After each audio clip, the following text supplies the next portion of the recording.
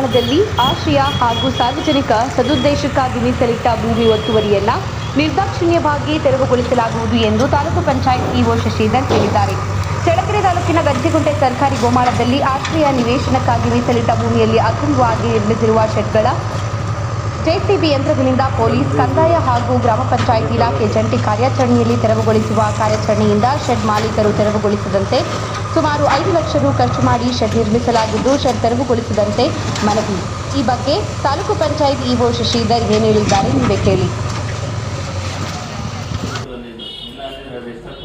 ಇವತ್ತು ಕೇಳಿಸ್ತಿದ್ವಿ ಸರ್, ಸಾಹೇಬ್ರು ಹೇಳಿದ್ರು ಇಲ್ಲ ಪರ್ಮಿಷನ್ ಇದಾಗವರೆಗೂ ಸ್ವಲ್ಪ ಅರ್ಥ ಮಾಡ್ಕೊಳ್ಳಿ. ಎಲ್ರಿಗೂ ಕಾನೂನು ಒಂದೇ, ಯಾರಿಗೂ ಮೇಲಲ್ಲ ಯಾರಿಗೂ ಕೀಳಲ್ಲ, ಆಯ್ತಾ?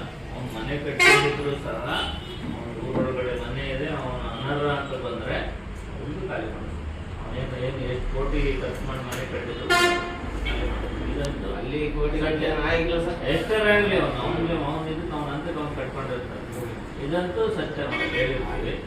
ನಿಮ್ಗೆ ಅವಕಾಶ ಕೊಟ್ಟಿದ್ದೀವಿ, ಹಾಳು ಮಾಡಬಾರ್ದು, ಕಟ್ಕೊಳ್ಳಿ. ಒಳ್ಳೆ ಮಾತಿಂದ ಹೇಳ್ತೀವಿ, ಕಟ್ಕೊಳ್ಳಿ.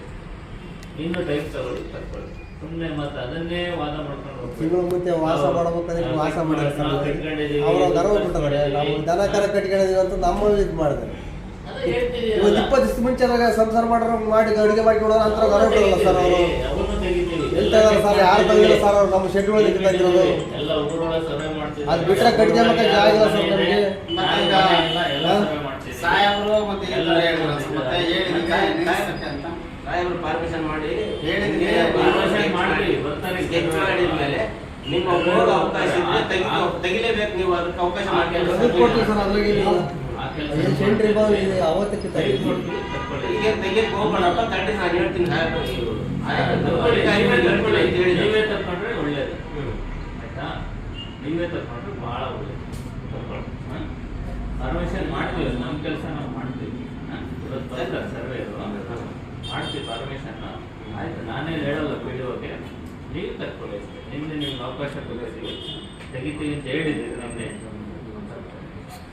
ಈಗ ನೀವೇ ಅರ್ಜಿ ಹಾಕಿ ನೀವು ಎಲಿಜಿಬಲ್ ಇದ್ರೆ ನಮಗೆ ಸಿಕ್ಕರು ಸಿಗ್ಬೋದು, ಸಿಗದೇ ಇರ್ಬೋದು. ನಾವು 14